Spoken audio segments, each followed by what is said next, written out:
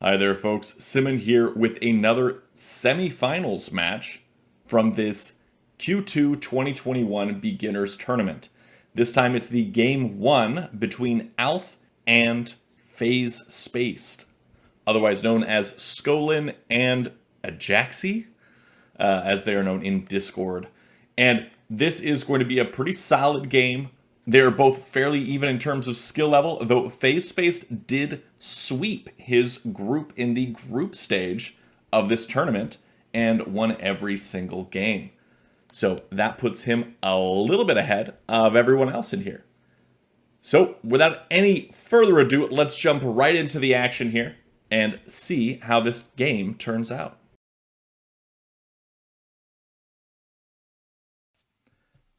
All right, folks, here we go with game one of Alff versus Phase Spaced, or Ajaxi versus Skolin. Actually, Alff is Skolin, Phase Spaced is Ajaxi. They have weird alternate names.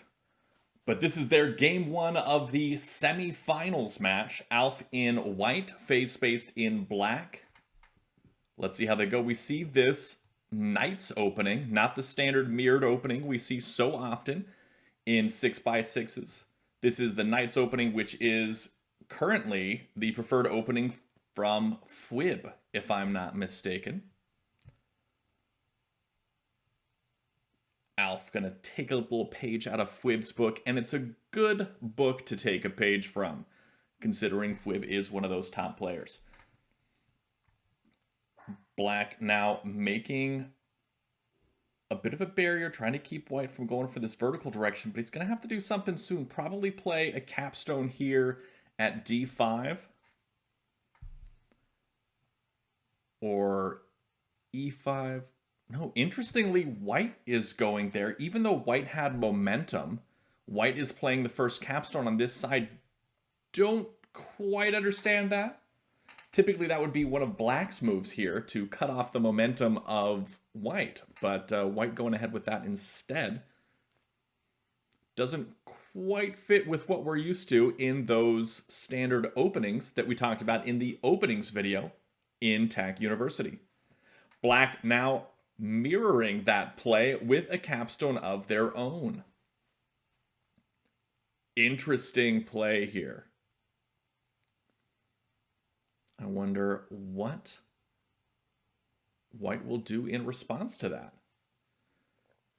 White's going to play up here at e5, and I like that because it's starting to connect towards that f6, which would be an anchor point in both directions, both vertical and horizontal. Black now capturing up. Now this is important because black captures up to isolate that capstone. White immediately plays here, not wanting to get that capstone isolated. Black may decide to come down for the self-capture and get that hard capstone. Hard capstone is one of the terms that we talked about it in the terminology video in TAC University. Hard capstone just means a capstone on top of one of their friendly pieces, so of the same color. A hard capstone is a very difficult thing to defend against because it makes smashing walls that much easier. All right, black now placing over here, trying to build towards that horizontal threat and also stop white from building towards the vertical. White comes up with that hard capstone right away, and black answers with another hard capstone. This is very interesting because they're both playing very similarly. Like right now, it's very mirrored, much more mirrored than the mirrored opening. And their capstone placement was pretty interesting too. It doesn't follow a lot of the same guidelines that we talked about in the capstones video of TAC University, but they are pretty solid and standard in the mirrored opening in terms of positioning it next to that line, though they could be isolated as we saw with the white capstone, but they countered that by forming that hard capstone because they did it early enough. White now building down, ready to start going for that vertical threat, knowing that black can cut that off at any point, but still going to put the pressure here.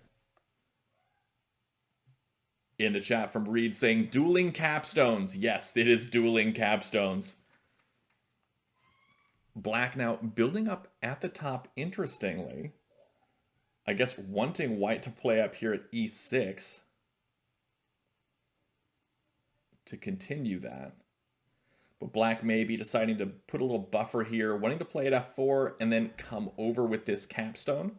And that way it would be a connection, but then this capstone would have free reign. It's tough to say what each player is going for here. Got a lot of options from both players. We do see they are playing fairly quickly. This game is played with a 15-minute and 10-second increment. So 15-minute base time, 10-second increment. Alff just below 15 minutes here, playing almost at that 10-second increment for average moves. And phase space going a little bit below that. So playing fairly quickly, though, as we are 10 turns in, and just that much time has passed. White now playing off to the side here at f2, kind of strengthening that position. Coming across here would be a +3 flat move, but it's a little early to be making those +3 flat moves and giving up that hard capstone. That hard capstone is going to be a really strong part of Alff's defense here and offense. Same with black. Now this capstone, while it is a hard capstone, it does have a prisoner underneath. And what that does is that grants this capstone a little bit more mobility in that it can travel farther across the board. But it would require leaving behind something. So I do think black's capstone is a little bit stronger here. But if it were later on in the game, I would say white's capstone is stronger because it has the stronger positive flat count differential move. And flat count differential, we talked about that in the flat count differential, or FCD video, in the TAC University series. And that just means the difference in flat count from one player to the next, and talks all about the +1, +2, +3, all those plus moves that you can make with a stack.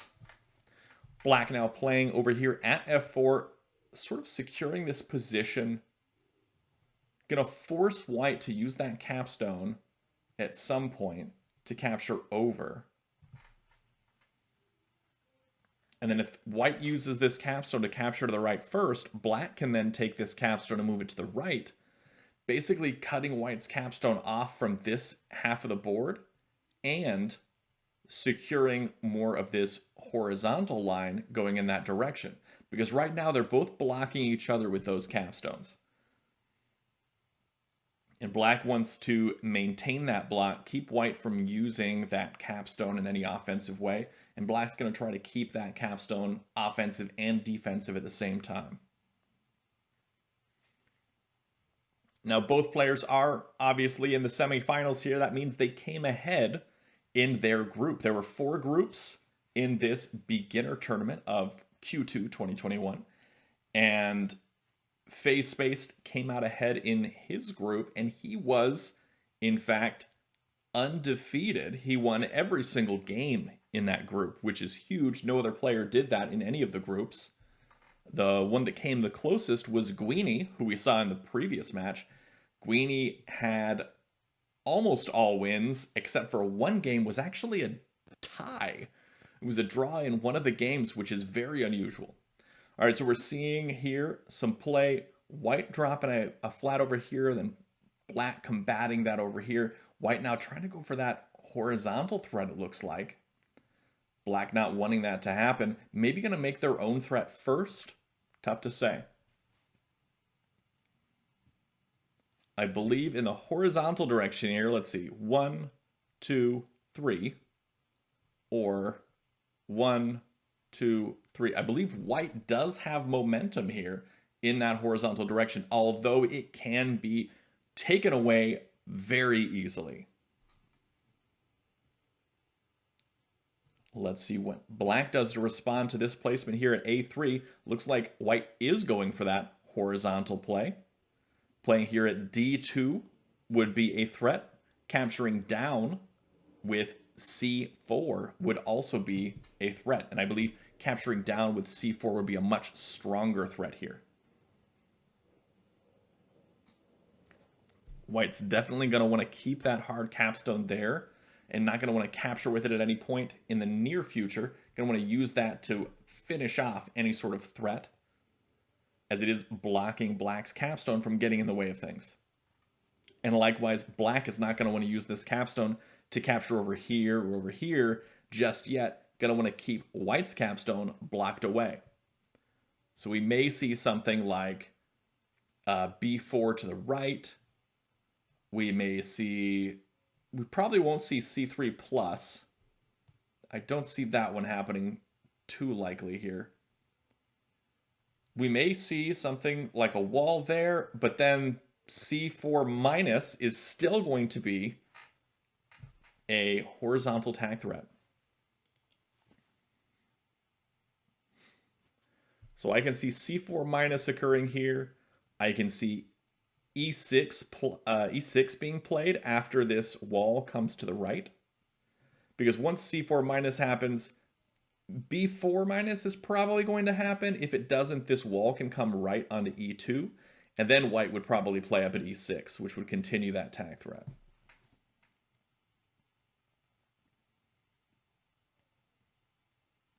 But like I said, both players playing very well. Phase space coming in at seed number 1 in this semifinals. And Alff, I believe, coming in 4th seed, but still coming on top in that group stage.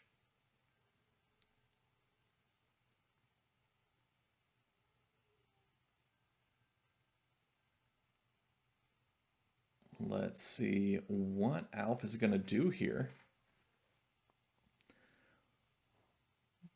Both fairly new players, as this is the beginner tournament, so that would make sense.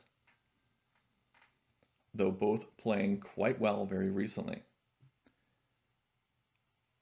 Both players also in my fantasy tag team. So, I mean, either way, I'm doing well in this one.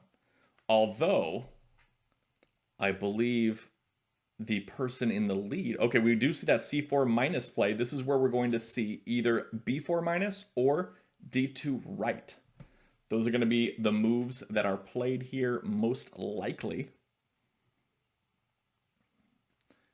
b4 minus is going to be the big one because there's no real stopping that right away and able to renew that threat immediately.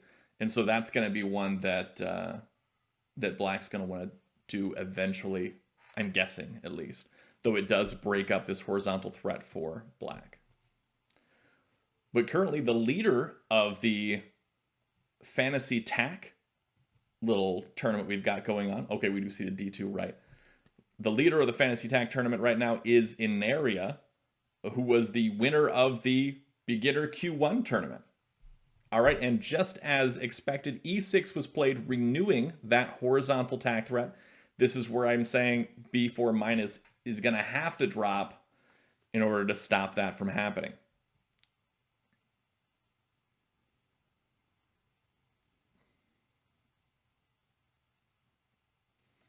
If B4 minus drops, no, B4 minus doesn't drop, goes for the F4 left. Okay, so that does maintain this horizontal direction of black.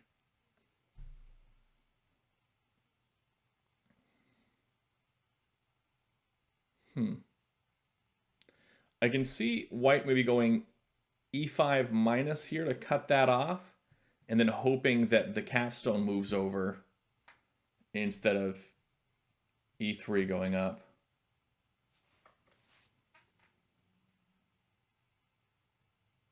But I also like just playing a flat here at F4. Got the time to do it. Makes sense. Would eventually probably, I'm guessing, force this to come up, not the capstone. Because if the capstone comes over, then this capstone immediately comes back up.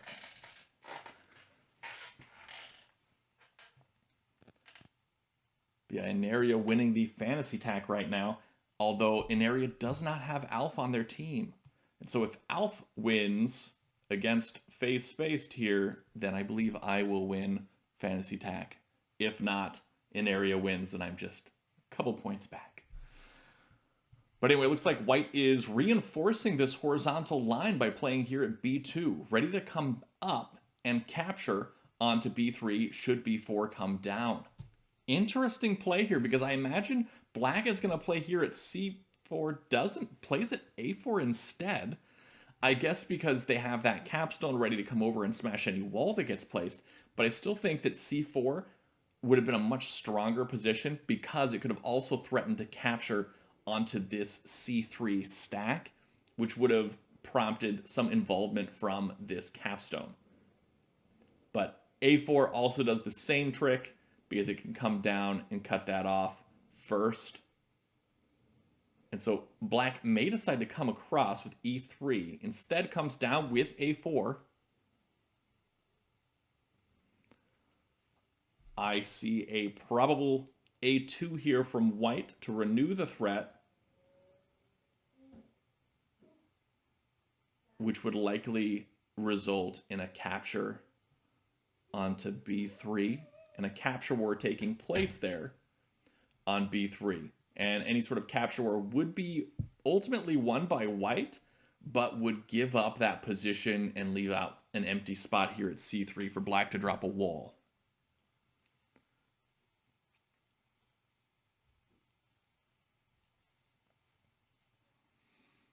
White's taking their time here, trying to figure out what to do in response. We did see earlier on in the game that phase space was lower on time, but now phase space at 10:15, Alff down to 9:40. Looking like Alff is taking a little bit more time in this one.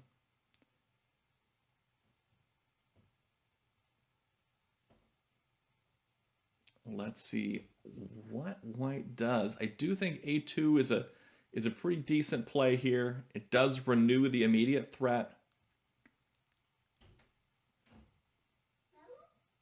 But I like, for black, I like e3 to the right, because it does capture this stack. There's no immediate recapture unless white decides to throw the capstone over.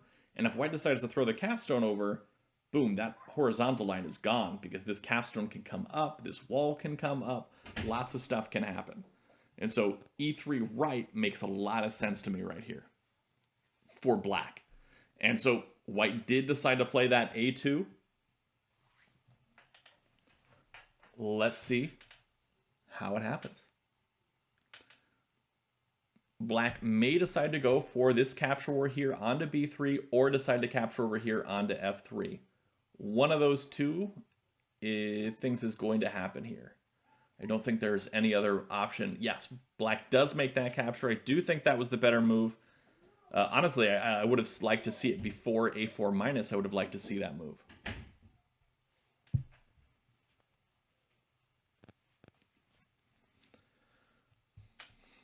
White does have the option to throw that capstone over, but again, it does break up this whole horizontal line that they had going. They may decide that it's worth it to give up a hard capstone to capture this stack, but I don't think that it is. I think you should just give up on it, drop a wall right here. A wall right here might work, but I like a wall here. Either one, honestly, is a pretty decent wall. Because a wall here, while it looks like it may be interrupting a lot of white's own threats, it does allow for white to come over with the capstone and smash it and retain a hard capstone, which is nice. So I feel like these are probably pretty even in terms of which would be the best place for a wall, but I think a wall, either e3 or f4, would be a really solid move here. But I don't expect it to be played, because again, this is the beginner tournament, and beginners aren't quite as versed in using walls offensively as people who've played a little bit longer. And maybe they would be if they watched the walls video of TAC University talking about just that thing, using offensive walls. That was probably my favorite plug of all time, because it was just absolutely shameless. But I have been told that it did help a bunch of people out. Oh, we do see the wall drop right there at f4. Solid wall placement. And I'm not sure which wall placement I like better, e3 or f4, but I think I would personally play here at f4. because then it allows me to play a flat here at some point later, and I do like that better. So whether or not it's best in overall, I think that I like it better. So f4 is played. Now, the reason why this wall is pretty solid position here is that it's able to capture over left or capture down, and either way, able to liberate captives, and those captives work towards making a road for white. Really solid wall placement here. I would say it's textbook offensive wall placement, but I'm not sure that there is a textbook. The closest thing we have is Mastering Tack by Bill, and Mastering Tack Level 1, I believe. I own the book. I have not read it yet. Sorry, Bill. I will eventually. I will read it. Okay, let's see. Black trying to figure out what to do in response to that wall dropping. Now, what I think might be interesting is just to start playing here, maybe at c4. Keep going for this horizontal road, because you've got this capstone to come down and smash if the wall comes left. If the wall comes down, you can just place another flat here, or maybe you can decide to play down here at f2, go for a vertical threat, because if the wall comes down, you play here. I'm not sure. There's a bunch of different ways that you could go about this right now, but I'm not sure what would be the best play here for black. I do feel like white is in control of this match at the moment.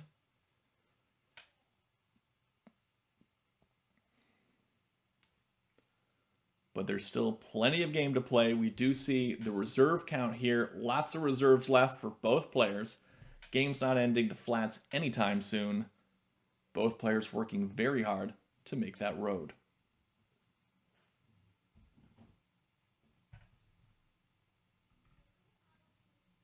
All right, black deciding to use that wall, or use that capstone, that hard cap, throwing it over to the right, smashing onto that wall there at f4. Look at that. Okay, so we'll see here. Decides to take the whole stack over, dropping the black flat here, and then smashing with that wall. I like it. I like it. So this is where I personally would like maybe a flat here at d4 from white, or maybe a flat here at d5. I actually like the d5 flat a lot better. I think that's a really solid position. Yeah, d5 is a great flat position here. The reason I say d5 is because d4 would mean that they would have to place a flat on d5 on the next turn. d5, however, allows white to use that capstone to capture up and even smash a wall if it were placed there. Now, if, for example, d5 is played and then black wants to use the capstone to block that position, can't do it, because that would give the road to white on the following turn, because it would leave a white in control of this and able to come down. So yeah, d5 seems like the primo positioning right here for white, and would absolutely force one of two moves. Likely this stack being spread out upwards. I don't know about d6. Maybe that was a misclick and he meant to do d5. I don't know why d6 would be played at all. So that could have been a misclick. Hard to say. But I was expecting d5 to be played and then this stack to be spread out upwards to make that +3 flat count differential move. Yeah, +3 flat count differential move, and to cut off that threat. But then it would have been d6 flat placement next, which would have basically forced one of those flats to come over, and yeah, it would have been a big mess up there. But I really liked d5 there. Instead, we got d6. There hasn't been an undo yet, so I imagine that it wasn't a misclick, unless phase space just isn't seeing an undo request that it was sent. So something else at play here, maybe that I am not seeing, because currently not attack threat, but still a pretty decent position here. Really surprised by d6. Don't white see what they're going for with d6, but I'm sure there's something going on.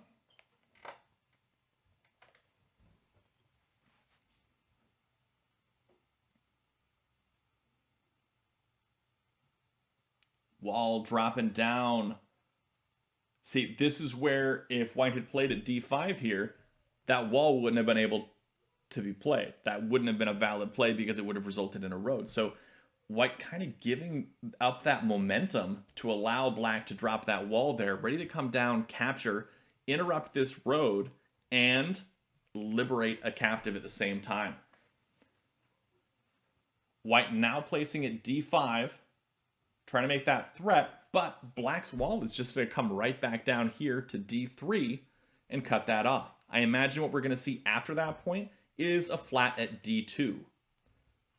So flat at d2 wouldn't be attack threat unless maybe he decides to smash here. He could smash here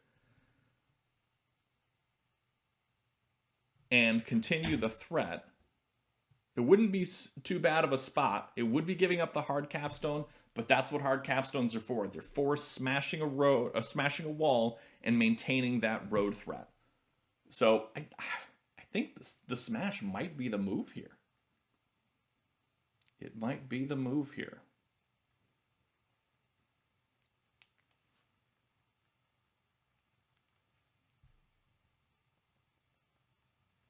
White taking his time, probably weighing the benefits of smashing this wall right now versus other options.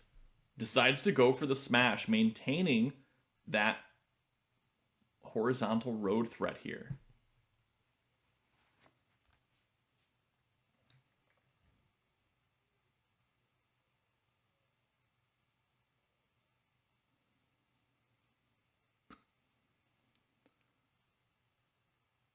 All right, what is black going to do in response to that wall smash?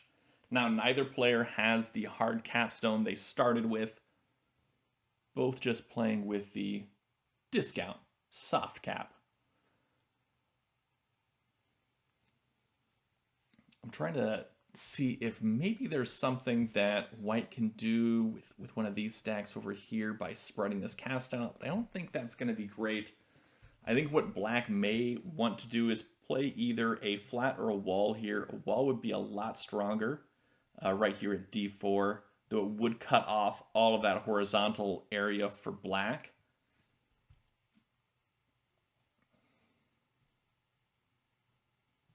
Any capture here onto b3 would just be recaptured by this capstone and really solidify that position.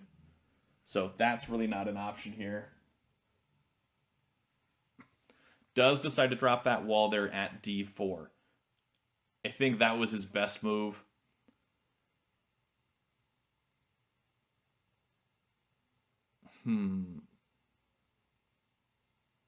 I think what I want to see from white is probably to play here at c5. Now, why I say c5 is I think c5, and then you'll see probably a wall again from black, or this wall coming up, or these going up, something like that. Something's going to have to happen. But white playing at c5 also works towards this horizontal threat just coming straight across, playing more flats, in addition to coming up to continue this horizontal threat. Also, c5 here does work towards a vertical threat at the same time. So there's a lot that white can do here with a c5 placement. I like that one quite a bit. I don't think he's going to want to move that capstone just yet. I mean, he could decide to bring this capstone up, so he does do the c5. He could have decided to bring the capstone up, drop a white here, and then the capstone with the black flat here, but it would have been a tag threat, but it would have been just immediately captured by this wall, I think. So not something would have been great. I think that c5 is the ideal move here. But now black has a few options. Black can take this wall, move it up. Black can take this stack and spread that out up. And I think spreading that stack out up is pretty nice. It would lose a capture war here onto e6, because you got f6 and d6 there. Black decided to just drop another wall. So this is where I expect white to probably play here at b5. Just really get that over with, you know? Just, all right, I'll just continue to play more flats and make this happen. I think that's what we're going to see here is b5 for white. More flats, more better, as we all know. Continuing that horizontal road threat. White is definitely in control of this match right now, or at least of this game. So let's see if he can maintain that control. As we did see, like I said before, Face Space was the only one to go undefeated in his group. We do see that b5 placement there from white. How will black respond? Will they respond with a flat here? Will they move a wall upwards? What's going to happen? If this wall comes up, I would not be surprised if... Yeah, I would definitely not be surprised if white moved that capstone up. That would be good. So black going to place here at a5 to cut that threat off.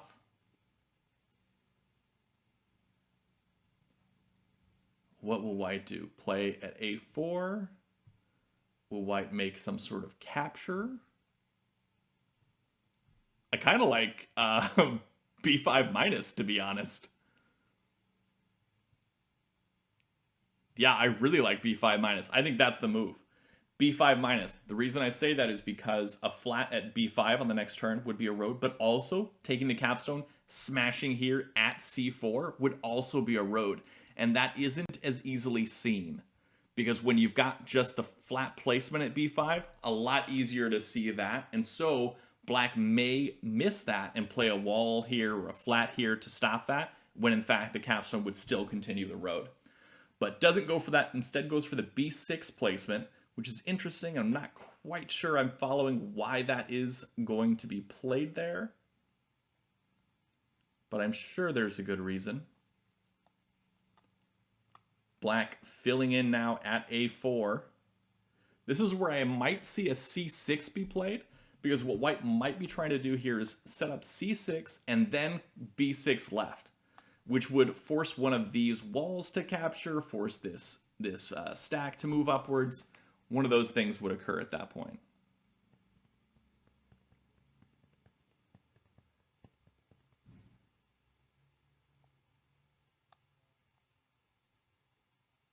Does have to be careful of time here. Alff down to 2.5 minutes. Face Space down to 4 minutes. White instead playing down at b1, setting up that anchor point on this side of the board. He may be looking to move this capstone over to the left to make that threat in the vertical direction.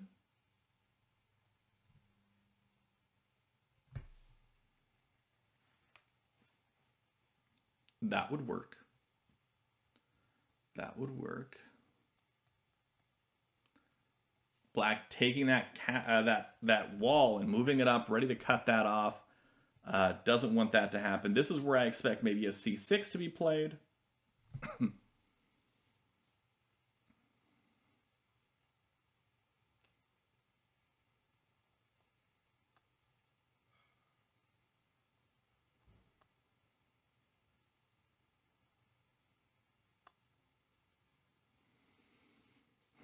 Tough one.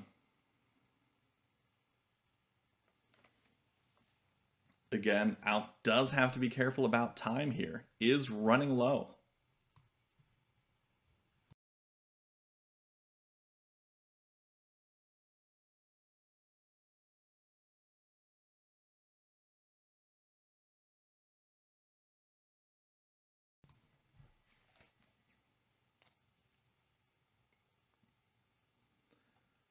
All right, what are we seeing here from Alff? Alff's still taking his time, down to 1.5 minutes here.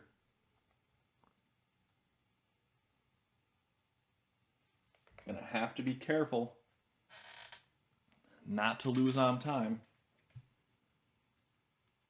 And even if you don't lose on time, getting that time pressure is also really difficult to work with. Decides to move the whole stack over. Interesting play here. from Alff. Takes the whole stack over. Instead of leaving a white behind, moves the whole stack, ready to capture up. This wall is likely to come left. What's his response to that wall coming left? Is it going to be to spread out right, threaten these stacks? That's my thought, is what he's going for here. No, he's not. Okay. He captures up. Not attack threat, by the way. But it is a strong position. Ooh, I like this. I like this position here. So what white wants to do is take this stack here and spread it upwards. What that does is it creates a vertical attack threat, but also a horizontal attack threat at the same time. I like that. Unfortunately, black does have a way to stop that from happening. And a wall is one of those ways, but it doesn't quite do it. He needed to capture down onto that stack, I think. So here we get now the horizontal and vertical attack threat at the same time. The only way to stop that is to come over onto this spot with b5. And he does go for that. White is still very much in control of this match right now, this game, sorry. I can see c6 being viable here,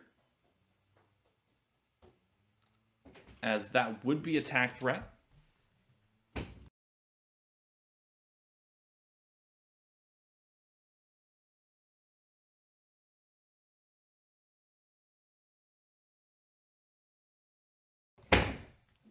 All right. Let's see what white will do in response here. Does have really low time at the moment. Does decide to play at c6. Got 44 seconds left on the clock. Face space down to 3 minutes. It looks like Alff may be succumbing to time pressure here very quickly. At least I know I would be succumbing to time pressure if I had 44 seconds left on the clock. Black now coming across with that wall, cutting off that horizontal attack threat.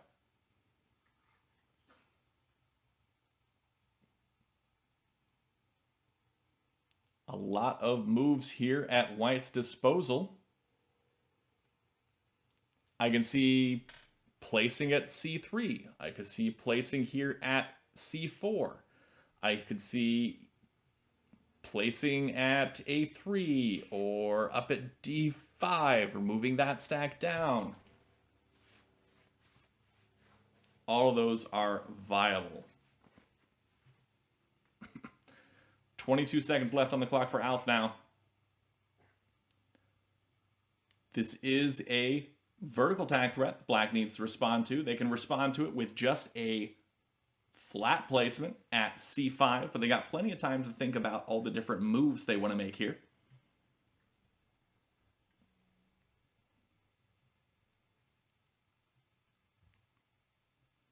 Flat placement at c5 would be immediately countered by a flat at d5, which would be very difficult to stop. Not impossible, but much more difficult than the previous moves. Black decided to come across with that flat stack finally, making a positive flat count differential move, a much needed one, as black is way behind in terms of flats. 1, 2, 3, 4, 5, 6, 7, 8, 9, 10, 11, 12 for white, and 1, 2, 3, 4, 5 for black. Black gonna have to make another move here, as this is another horizontal and another vertical attack threat, sorry. Black comes over with the capstone. White not ready to give up yet, but down to 7 seconds on the clock. Gotta make a move here quick. Comes over.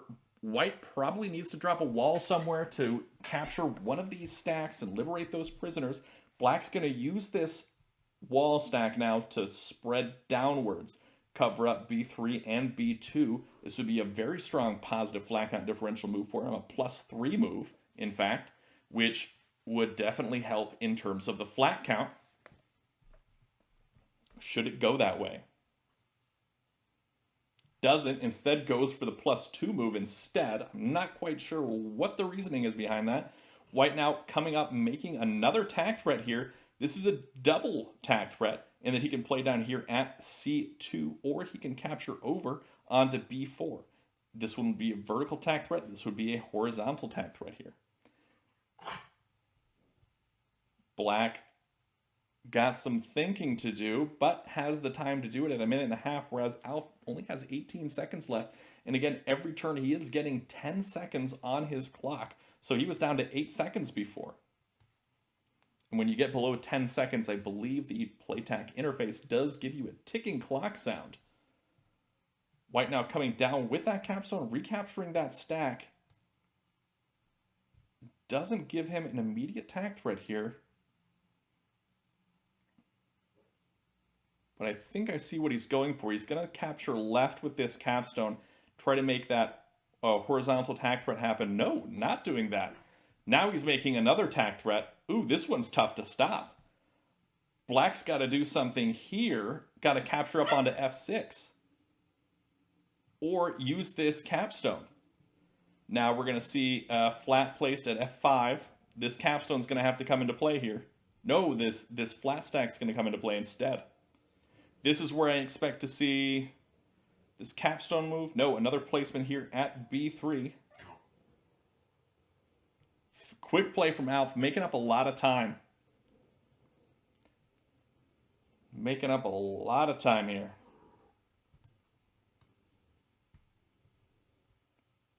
Now a placement at D2. He's just going to keep playing flats, stay ahead in terms of flat count, and run out of reserves.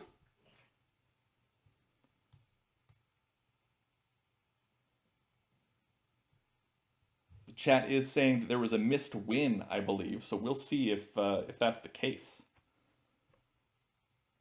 Once this ends, we do have 10 seconds left on the clock from Alff. Okay, it looks like Scullin missed a win on 34. But we'll see. Oh, and he runs out of time. Oh, no. Just a quick note from Simon in the future. This actually wasn't as straightforward of a win as we thought. It wasn't until several minutes after the game had ended that Alff realized he had lost the game. Because Alff had disconnected, had some sort of connection problem, didn't realize it, and was looking at the game on phase-spaced turn. So he didn't actually see that it had gone to his turn. So he thought that he had won because phase-spaced had run out of time. But he knew he had basically a guaranteed win. And so that's why he was pretty shocked to find out 5 or 10 minutes after the game had ended that he had lost the game.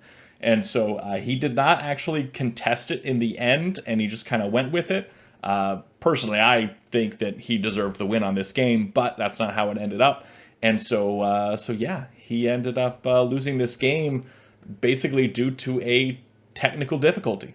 So little insight there that we didn't have at the time of this live commentary. He ran out of time, and he had this win in the bag. He had the game. He just needed to keep playing flats, and he would have won this game, but he loses on time. Let's take a look at the win he missed on 34. Oh, yeah, he didn't spread out left for the win. He instead moved the capstone stack down. Yeah, so a couple misplays from Scullin there unfortunately cost him the guaranteed win that he had there. He had a road win, and if he had just kept playing flats, he would have won on flats. But the time got the better of him. As always, time is a killer in these games. It's really too bad to end that way. But they do have a second game coming up, this time with phase space as white and Alff as black. And that will decide who goes on to the finals against Guini. So we will check that out next time. That is all for today. Thanks for watching. Be sure to check out the description below for all of the TAC resources that are out there, including but not limited to the TAC subreddit, my channel for other videos like TAC University and learning about the game, Playtac.com, how you can play online with other folks, but especially the Discord server, which is the community hub for all of TAC. And that is where you can find people to play with online. You can play with them asynchronously straight through Discord. And if you're unfamiliar with Discord, that is a text and audio chat service, and it is completely free. You don't even have to download anything. It'll be right through your web application, or it can also be a mobile application as well. Be sure to check that out. It is fantastic. It is the best place to talk to everybody about TAC, and it's how we organize all these tournaments. So that is it. Again, thanks for watching, and until next time, have a great day and happy TAC.